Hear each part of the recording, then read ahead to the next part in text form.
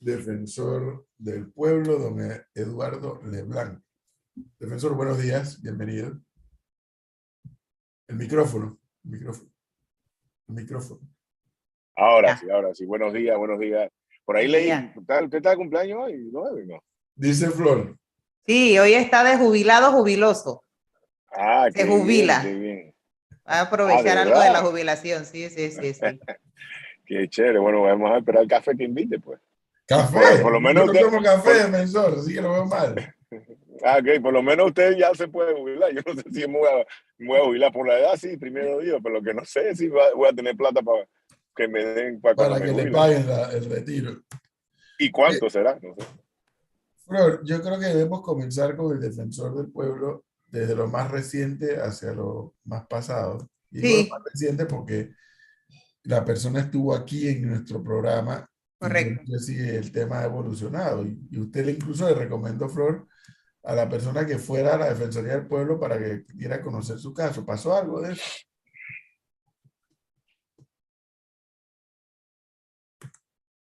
Flor, ¿Qué dice pasó. el profesor? No Que lo si escuché. pasó, si la señora fue a la Defensoría del Pueblo, ¿no No sabe? ha ido porque recién esa entrevista la hicimos el día viernes y lo que quedamos era en averiguar con el defensor si hay posibilidades de que la Defensoría del Pueblo intervenga en este tema. Hacer un resumen rapidito, es una señora venezolana italiana que se mudó a vivir a Panamá hace como 5 años con su esposo. Estando en Panamá queda embarazada, tiene a su bebé, pero en el camino se deja con su esposo porque el señor era violento, la agredió Ajá.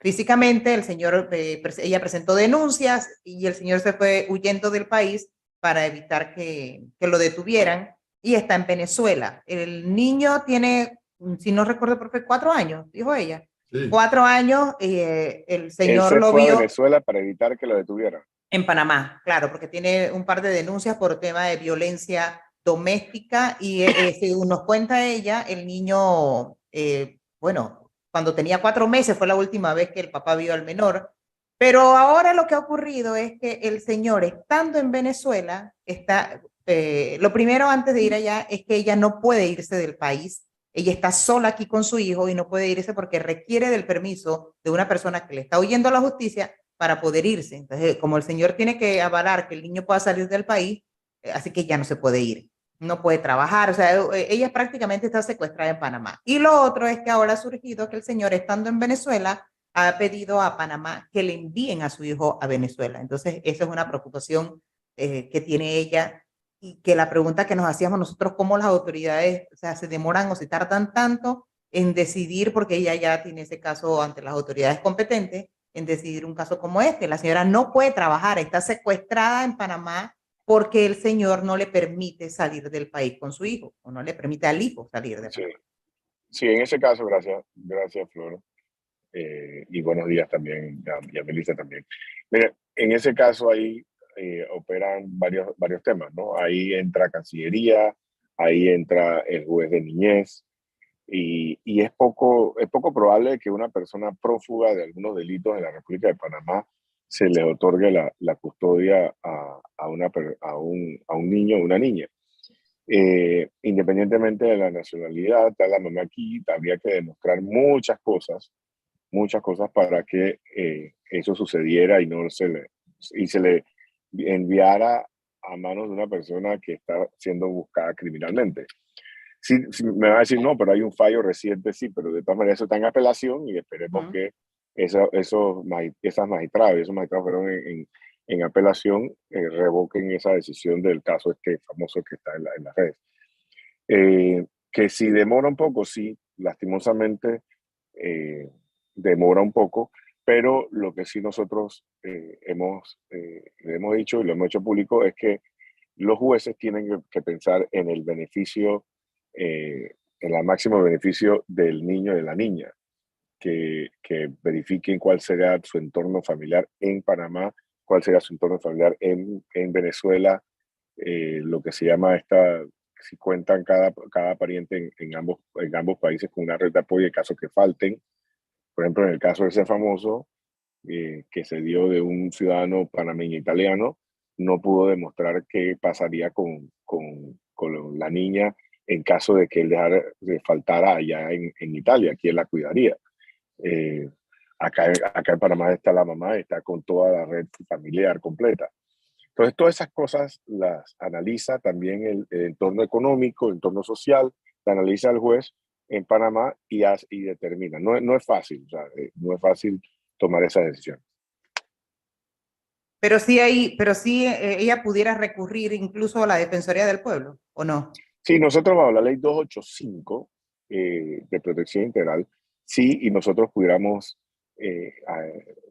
entrar en el proceso como amigos del juez, amigos curia se llama, y presentar escritos en favor del niño o la niña, en favor del niño o la niña, más que en favor de algún padre o madre, más bien nosotros, la ley 285 nos obliga en actuar en el mejor beneficio del niño o la niña. Claro, porque es que si fuera por ella, ella se puede ir a Italia, donde está su Claro, familia. Pero ¿con quién deja el niño aquí? es que ese es el punto, defensor, que a nosotros nos llamó mucho la atención. Pues si ella estuviera sola, ni estuviera aquí.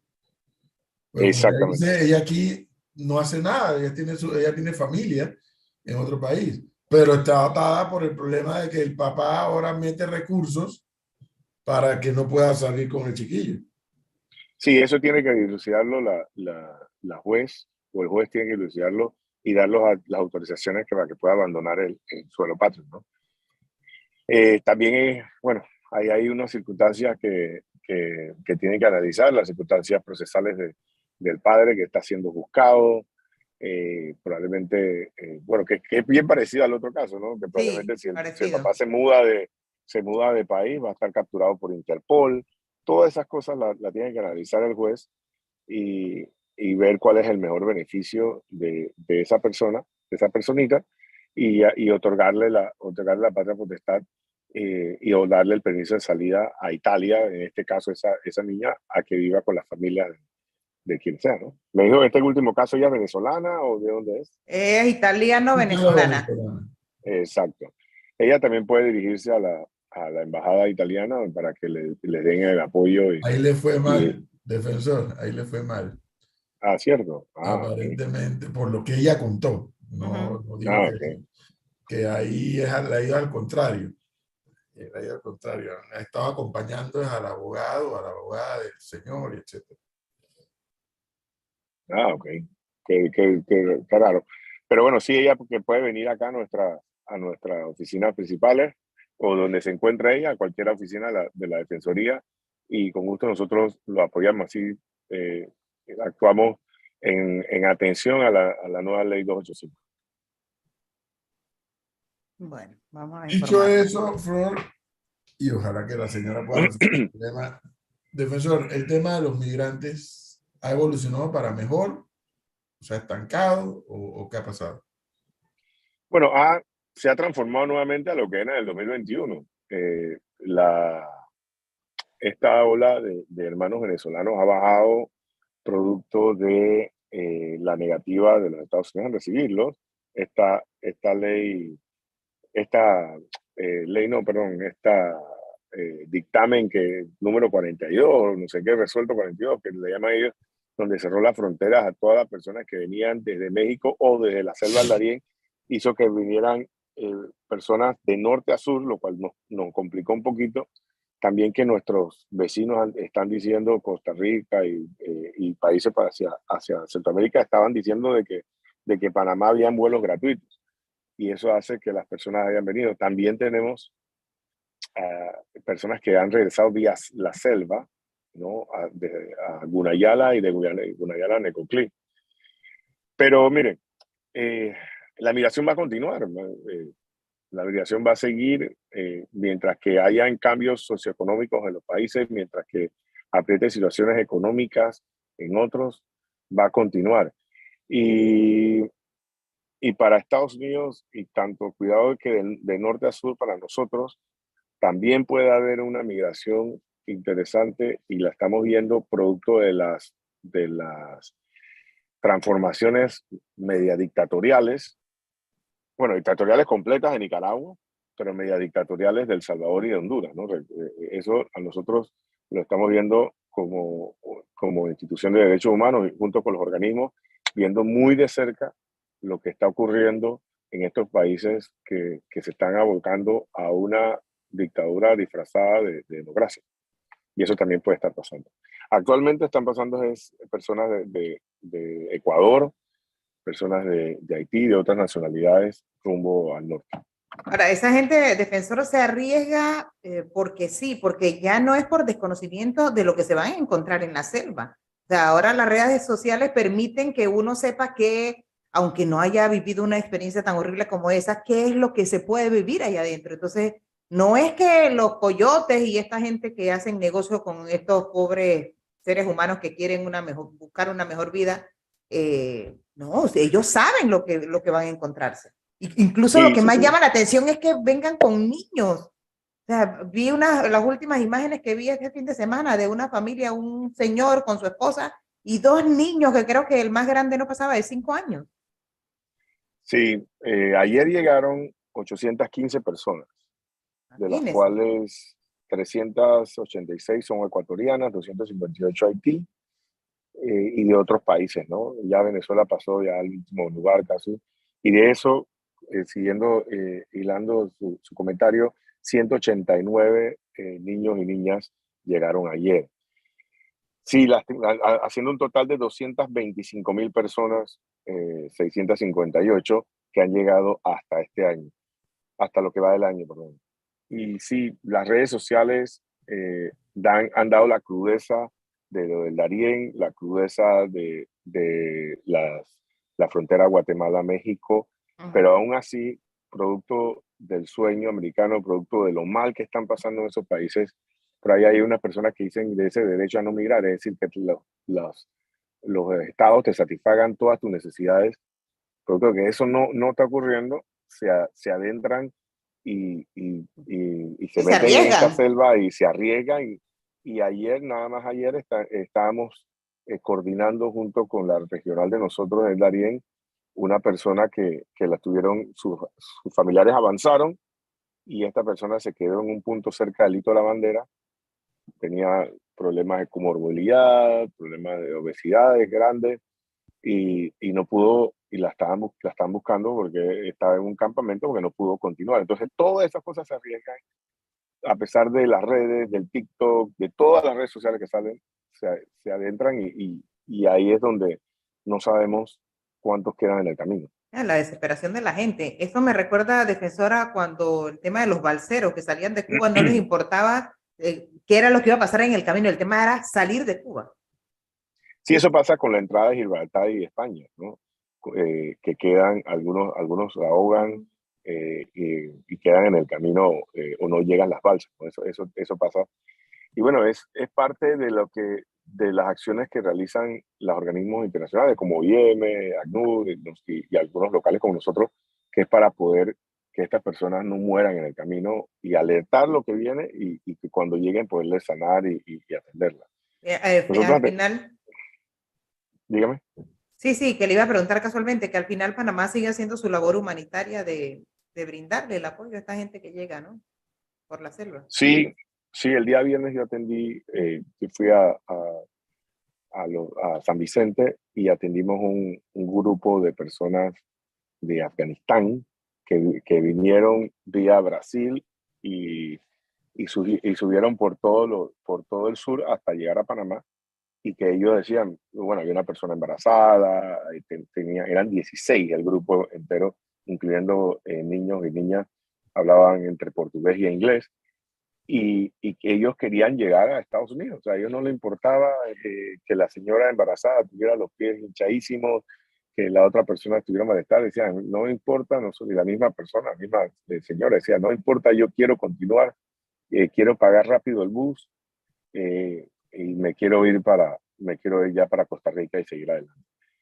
Es difícil para nosotros, un país no migrante, comprender y bastante pacífico, comprender todas esas vicisitudes que Sí. ocurren en tu país para tú dejar todo, salir embarazada de 6 meses de embarazo, pasar todo ese trajín en la selva embarazada, con un niño de mano de 6 años, aproximadamente lo pongo yo, para poder ver ese supuesto sueño americano.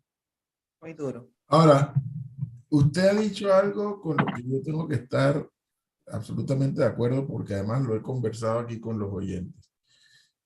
Entender que la génesis de este problema, de esta diáspora venezolana particularmente, es el régimen dictatorial que tienen allá. Porque es que antes de esto ellos no salían de su país, ¿no? O sea, era normal. O sea, los venezolanos viajaban, iban, venían por todo el mundo. Normal. Pero de que la dictadura se instaura y no ha hecho otra cosa que empeorar las condiciones de vida de la gente, entonces conocemos esta diáspora venezolana por el mundo. Sí, sí, sí, sin Ningún lugar a país dudas. está preparado para recibir 1,000,000 y pico de extranjeros de un solo viaje, como así el caso de Colombia con venezolanos.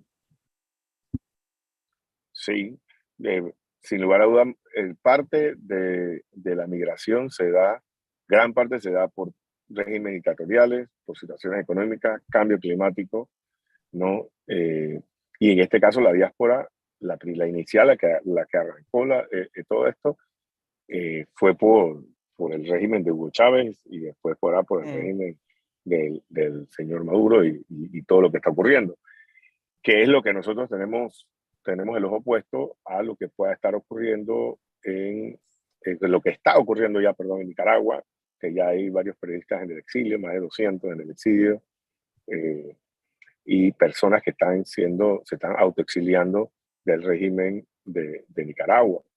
Tenemos también de otros, y se lo digo y con todo respeto de esos países centroamericanos, pero se lo digo como el presidente del Consejo Centroamericano de Procuradores de Derechos Humanos. Entonces, estamos pelando el ojo cuál sería el camino de otros países para combatir las maras y que no se convierta en la persecución de opositores. Entonces, todas estas cosas conllevan a la migración.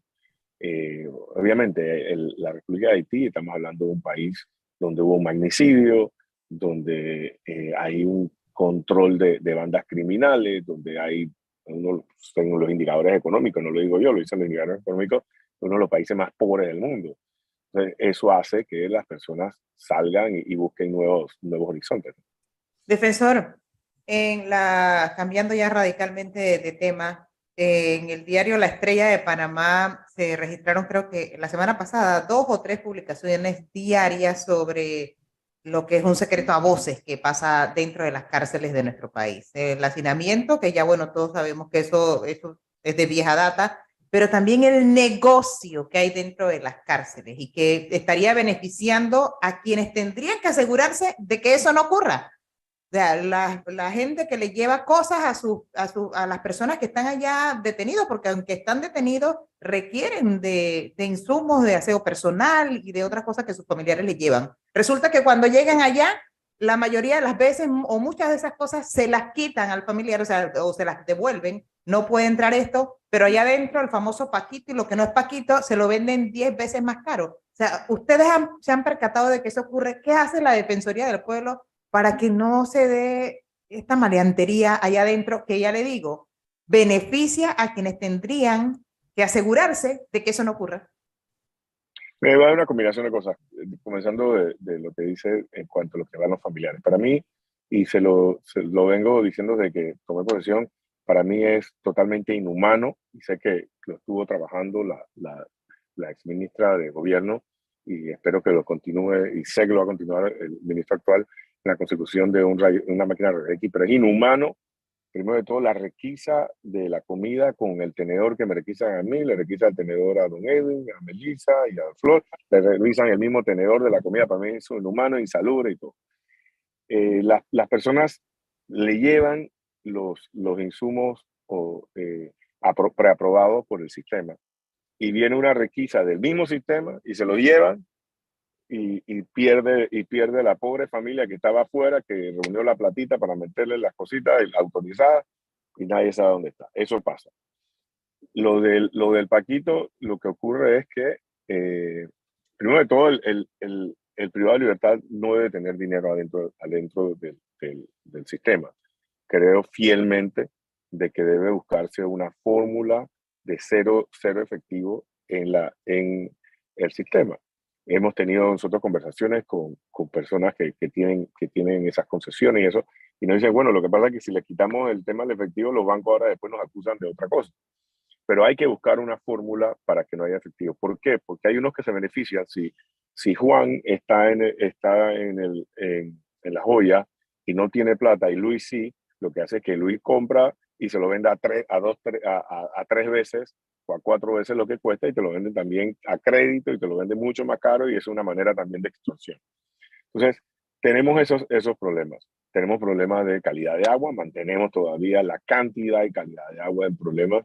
Tenemos problemas de la comida, le han querido poner unos ribetes políticos a ese tema, algunas personas, y no es una realidad, se lo digo como Defensoría del Pueblo. Tenemos un problema en la calidad de la comida, en la distribución de la comida, y también tenemos problemas en algunas ocasiones donde hay una lista autorizada por el sistema y afuera la Policía Nacional no aprueba lo que dice el sistema. Entonces, tenemos esas dualidades donde soy fiel creyente que la Policía Nacional tiene que salir de los centros penitenciarios y nada más cuidar los perímetros, porque esos policías necesitamos más en la calle para combatir la delincuencia. Y es el sistema penitenciario quien tiene que cuidar las cárceles de Panamá, incluyendo lo que ocurrió en estos días de la balacera, que no debe ocurrir, no debe pasar, porque si tienes controles, tanto el control 1 por la policía como los siguientes, no debe haber inclusión de armas de fuego que peligran no solo a los custodios, sino a los propios privados de libertad. Y entonces, defensor. Entonces, o sea, ya ustedes saben lo que pasa. Exacto. Sí, estamos muy panameños, defensor. Todos sabemos lo que pasa, pero no pasa nada. Bueno, estamos esperando que nos citen al Consejo Penitenciario. En estos días salió una noticia que se habían reunido. A nosotros no nos han llamado. Yo hablé con el ministro, me dijo, no, eso fue un tema de comunicación, no es una reunión del Consejo Penitenciario. Era una reunión de acercamiento entre el sistema y él como nuevo ministro, pero nosotros estamos esperando que nos llamen, porque nosotros tenemos que dar, no solo conocer esto, sino a saber qué va a hacer el sistema, qué va a hacer el licenciado Castillo, qué va a hacer el nuevo ministro referente a este tema. No es algo de 5 años, es algo de 10, 20. Yo siempre digo que todo esto viene desde Coiba, viene pasando todas estas cosas, pero ya tenemos que ponerle interés, porque el sistema ya tiene alrededor de 22 o 23 mil personas. Ya no estamos hablando, y si multiplicamos por 5, siempre lo he dicho, si multiplicamos por 5 estamos afectando a más de 100.000 personas del sistema penitenciario. O sea que tenemos que tomar ya cartas en el asunto. Bueno, a esperar entonces la reunión del Consejo Penitenciario. Sí. Repito, esto es muy panameño. Todos sabemos lo que pasa y a dónde pasa, pero ¿cómo se resuelve? Bueno, esa es la lucha que ha tenido. El primer trabajo más grande que tuvo la Defensoría cuando se creó fue ¿cómo se llama? El censo penitenciario. Y tiene 25 años, está peleando eso, pero muchas veces nos tildan que nada más nosotros nos preocupamos por migrantes y por privada libertad. Pero es que son personas que está bien, cometieron un error, cometieron un delito, pero no tienen derecho a rehabilitarse, a existir, acceso a las medicinas. Tenemos una grande... mire, don Edwin, yo le digo le dije a la ministra anterior, le digo al ministro actual, el Ministerio de Gobierno y Justicia debe contratar médicos. Debemos olvidarnos de que no, es que eso es el Ministerio de Salud. No, debe contratar médicos, debe tener médicos en los centros. ¿Por qué? Porque el médico atiende lo mismo que dice el librito del Ministerio de Salud. Atiende hasta 20 personas por día, 25, 21 personas, no sé qué, más o menos eso. Y estamos hablando de que el penal donde él está tiene 4.000 personas, o 1.000 personas, o 800 personas, o 900 personas. ¿Cuándo va a terminar de atender? Entonces, eso es un foco de corrupción, porque si yo quiero per saltum poner a don Edwin encima de Eduardo, entonces pasa algo aquí, yo te pongo acá, a ti te atienden. Entonces, debemos olvidarnos de ese tema y contratar médicos. No, o debemos hacer, dígame. Sí, que lo otro, defensor, es que tanta gente allí recluida, pongan a esa gente a que sirvan de algo, pónganlo a sembrar para que ellos mismos, no sé, produzcan su comida. pero al final pareciera que es que les conviene tenerlos de esa forma haciendo nada, porque bueno, pues existe el paquito y lo que no es paquito para que puedan venderles de forma excesivamente cara. Bueno, es que a que lo pongas a sembrar no todo lo vas a poder conseguir Claro, pero algo es algo y de paso los ocupas. Sí, muchos de ellos hacen trabajo. Yo creo o soy fiel creyente más bien, que tenemos que ponerlos a hacer algún tipo de trabajo, o sea, voluntario, no puede ser obligado para que puedan conmutar. Y ellos están felices de hacerlo. Miren, usted va al Renacer y las bancas se las arreglan ahí en el Renacer todavía. Ya se perdió todo ese tema de las molas, ¿se acuerdan? Las hamacas que se hacían, las molas no, los taburetes, todo eso ya no lo hemos visto más nunca. Pero en el Renacer arreglan las bancas de la escuela y están súper contentos porque eso van conmutando y al final se les va deduciendo de su pena. Y aprenden una profesión y aprenden una forma de ganar dinero de forma honesta. Entonces, yo sí creo que tenemos que pegarle un ojo y crear políticas penitenciarias a largo plazo y no de gobiernos para poder reinsertar a la sociedad a estas personas que han cometido un delito. Bueno, seguiremos pendientes, defensor, entonces. Es una tarea dura, una tarea dura, una tarea dura. Es por eso que nosotros abogamos y vamos a seguir peleando para que nos den presupuesto, y aprovecho este espacio para que den presupuesto a la Defensoría para hacer el censo penitenciario, el cual le va a dar data al Estado para que pueda realizar políticas públicas penitenciarias y que podamos de alguna forma aliviar todo esto que estamos conversando en este momento. Sí, sin data es difícil tomar decisiones. Exactamente. Sin duda. Navegando a ciegas, sin instrumentos. Bueno. Profesor, muchas gracias, como siempre, muy amable por habernos atendido. Gracias, hasta luego. Feliz cumpleaños. Igual. Gracias. 8:58 minutos.